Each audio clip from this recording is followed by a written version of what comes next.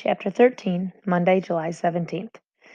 It was fairly easy to raise the foresail and get the Phoenix moving again, but as to whether or not it was in the right direction, that was anybody's guess. Radford had given their last position as east northeast of Guam. Even though they had drifted a lot since that reading, they were following the compass, west southwest.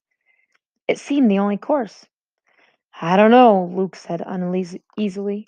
We're probably wasting our time. We could be getting even more lost than before. In a crisis, lectured Ian, it's always best to keep busy to prevent the onset of panic. Luke stared at the boy, who spoke so seldom that they often had to remind themselves he was aboard. Since when do you become the ship's counselor? Ian flushed. I saw it on a documentary once. Luke sighed. Ian, did anyone ever tell you that you watch too much TV? My parents, Ian nodded sadly, right before they put me on this trip. Luke sent Ian below to the navigation room to see if he could find any maps, charts. The captain had always called them. In open ocean, there were no landmarks, but it might be helpful to know the course the Phoenix had been following before disaster struck. He watched the younger boy's careful footsteps. The schooner's deck now sloped dangerously down toward the bow. This was because both the pumps were working in the engine room near the stern.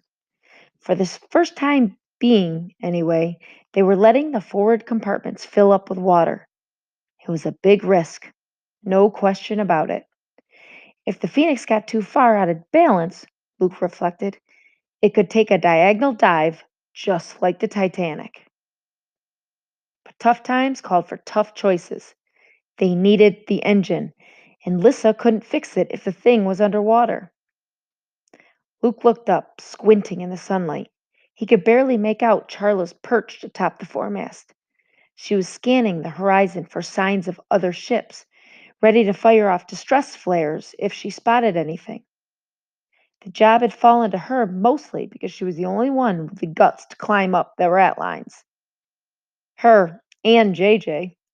But Luke doubted JJ. The daredevil would be interested unless there was a reasonable chance of killing himself. And besides, the actor's son was boycotting the efforts to be rescued, still convinced that the current peril was all part of a CNC's plan.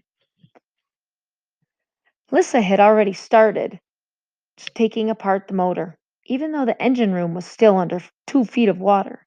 She was working by snorkel masts. Every few minutes she would surface like a submarine, and another wet part would hit the drying towel with a dull clunk. Will's official job was pumper. He doubled as a nervous nag. You remember that where that piece goes, right? He kibitz down the open engine hatch. You'll know how to put it back together? No, she said sarcastically.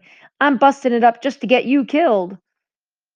Will couldn't decide what made him more uneasy, the current danger or the fact that Lissa was emerging as the big hero.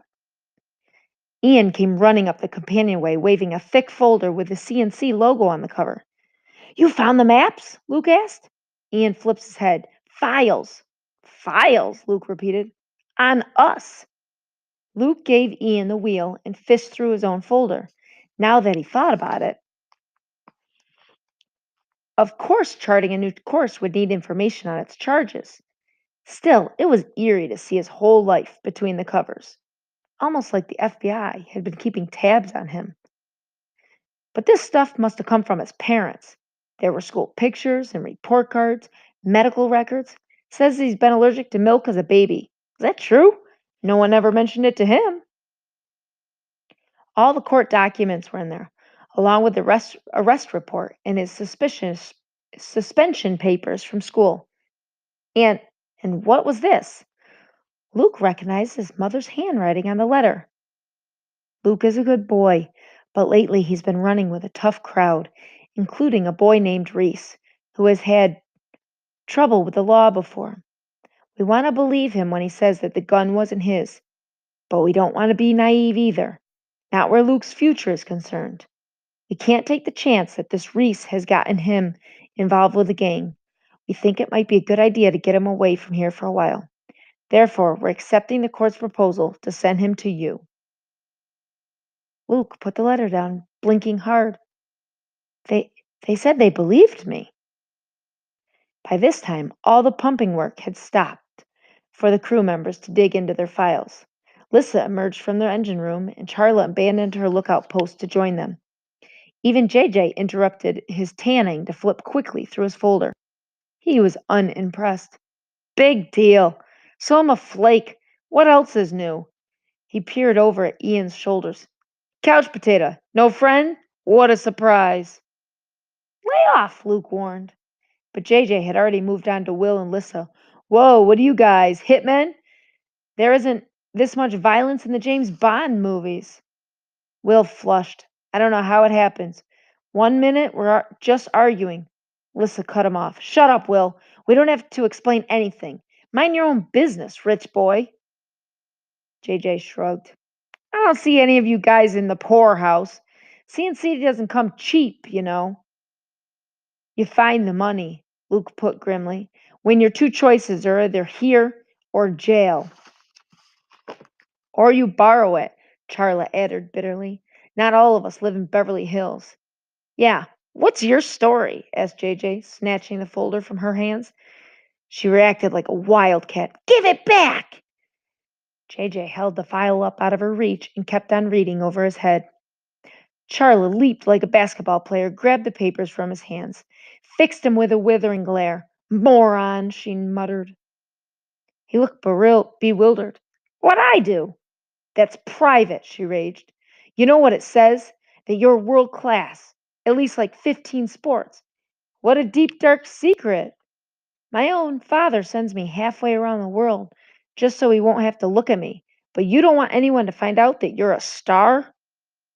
You didn't get to the part where it says what a head case I am, she mumbled. We're all head cases, JJ told her.